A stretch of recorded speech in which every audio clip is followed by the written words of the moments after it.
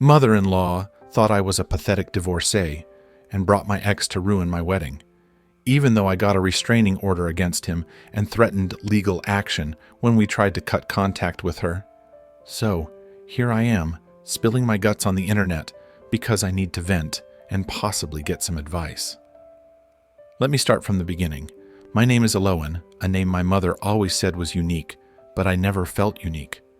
That is, until all the chaos began. My now husband Thayer and I were planning our dream wedding. It was supposed to be the happiest time of our lives, but my future mother-in-law, Euphemia, had other plans. To give you some background, I was married before. My ex-husband, Drustin, was a nightmare wrapped in charm. We were together for 3 years, and during that time, he became increasingly controlling and abusive. It took me a long time to gather the courage to leave him. After the divorce, I obtained a restraining order against him because he just wouldn't let go. When Thayer and I got serious, I was upfront about my past. He was understanding and supportive, unlike Euphemia, who always seemed to have a stick up her ass. She would drop passive-aggressive comments about how second marriages are always doomed to fail, and how I should have worked harder on my first marriage. Yeah, right. I should have worked harder to avoid his fists, maybe. Fast forward to our wedding day. Thayer and I had gone through hell and back with the planning, but we were finally there. Euphemia was surprisingly quiet during the days leading up to the wedding. I thought maybe she had finally accepted me. Boy, was I wrong. The ceremony was beautiful. Thayer looked at me with so much love, and I felt safe and cherished. But then, during the reception, things took a turn. I was dancing with my friends when I saw Euphemia at the entrance, and she wasn't alone. My blood ran cold. Standing next to her, looking smug as ever, was Drustin, my fucking ex. I could feel the panic rising in my chest. Drustin wasn't supposed to be anywhere near me. The restraining order was clear, and Euphemia knew about it. I rushed to Thayer, trying to keep my voice steady as I told him what was happening. His face turned ashen with rage. Thayer confronted his mother, who acted like she had done nothing wrong.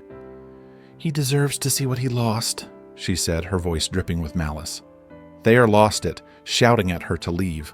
The guests were starting to notice the commotion, and I felt the tears pricking at my eyes. This was supposed to be our day, and she was ruining it. Euphemia refused to leave. Drustin, the smug bastard, stood there smirking like he owned the place. "It's a public event, Eloan.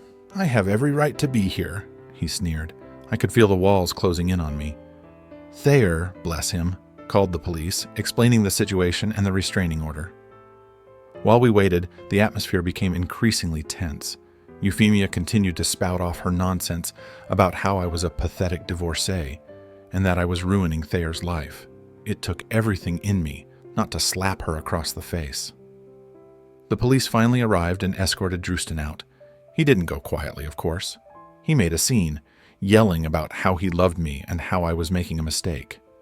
The guests were shocked, and I felt humiliated.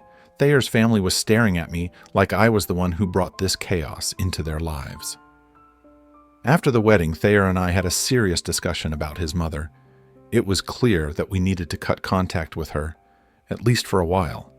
She had shown no respect for our boundaries and had actively tried to ruin our wedding.